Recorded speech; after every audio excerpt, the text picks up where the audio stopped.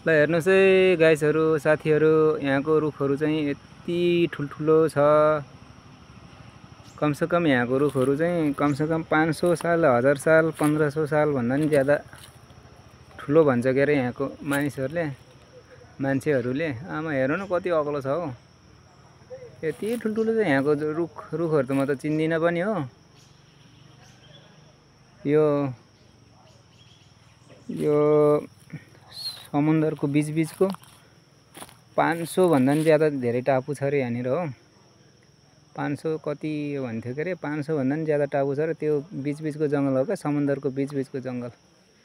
पानी यहाँ भनौं भने तपाईको पानी 8 महिना पानी पर्छ, बर्सात के 8 महिना पानी पर्छ हो। अनि तपाईको जनवरी फेब्रुअरी मार्च अप्रिल 4 महिना चाहिँ गर्मी हुन्छ, तर त्यसमा नि पानी परिराखेकै हुन्छ। यति पानी पर्छ हामी त पानी देखेर यहाँ त दिक्क भइसक्यो हो। जंगल हेर्न कस्तो मजाको जंगल छ यहाँ हो। मलाई त फेरि जंगल भनेपछि एकदम मन पर्छ नि त, शान्ति लाग्छ हो। शान्ति मात्र लाएर के गर्नु हो, जंगलमा खानु पाउँदैन। आफू त जंगलमै घुमि बस्नु पर्यो। ल हेर्नु त आमा मजाको छैन भ्यू चाहिँ। ल हेर्नुस् छ नि। ल हेर्नु रुख, अब यो रुख भयो। ल हेर्नु अब ल हेर कति सेकेन्ड लाग्छ यहाँबाट यो रुखलाई माथि देखाउनै।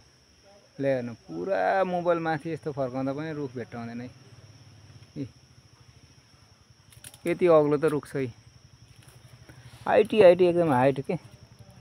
जंगल भने यस्तो छ, एकदम घने जंगल छ। यतापट्टि रोड छ फेरि हो। अब हामी चाहिँ यहाँ काम परेर आएको छौं हो। मलाई जंगल चाहिँ साह्रै शान्ति लाग्छ। तर यहाँको मौसम चाहिँ एकदम नाइस मौसम के, न गर्मी न जाडो, पानी मात्रै परिराखेको हुन्छ। तपाईको जनवरीबाट पनि फ्यान चलाइराख्नु पर्छ। जनवरीमा फ्यान चलाउनु पर्छ, डिसेम्बरमा फ्यान चलाउनु पर्छ हो। अब हामी अहिले त फ्यान चलाएर बस्छौं उता। हामी उता क्वार्टरमा बस्दाखेरि त फ्यानै चलाएर बस्छ। गर्मी पो हुन्छ त हो गाइस यहाँको पसिना निक्लेपछि त फेरि तपाईले त्यो कपडा खोलेर धोइहाल्नु पर्छ। यति गनाउँछ नि आमा सोध्दैन सोध्नु ल। ल हेर्नु आमा यो रोड भई मान्छेहरु यो रोडमा कहाँको जंगलको बिचोडाहरु निक्लेर आउँछ।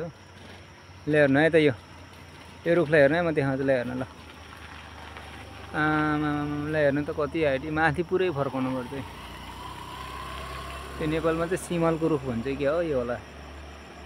सिमलको हो नि हैन गाइस। यो भुवा निस्किन्छ होला यो रुखको। यो त टट्यालो जस्तो पो छ त यार, टट्यालो रहेछ यार यो। गाइस यो चिन्नु त यो टट्यालो हो के हो यो। त्यो मैले जुम गरेर देखाएको छु नि गाइस, यो टट्यालोको रुख जस्तो छ हो। कोहीले त चिन्दैन पनि होला टट्यालो भनेको त। डेन्जर छ के गाइस यहाँको। तपाईहरु पनि घुम्न आउनु होला अगर तपाईहरुलाई कहीँ मौका मिल्छ। दिल्लीबाट ठ्याक्कै फ्लाइटमा 3 घण्टा लाग्छ हो। काठमाडौँबाट त तपाईको काठमाडौँबाट नि त्यही 3.5 घण्टा 40 मिनेट लाग्छ। त्यति चाहिँ लाग्छ। यो जग्गाको नाम चाहिँ म तपाईहरुलाई भन्छु, कमेन्टमा भन्छु ल गाइस। अहिले चाहिँ म गएको ल है त गाइस। अब आफू पनि देखाउनु पर्छ भन्छ के ल हल्का देखाइदिएँ त ल गाइस।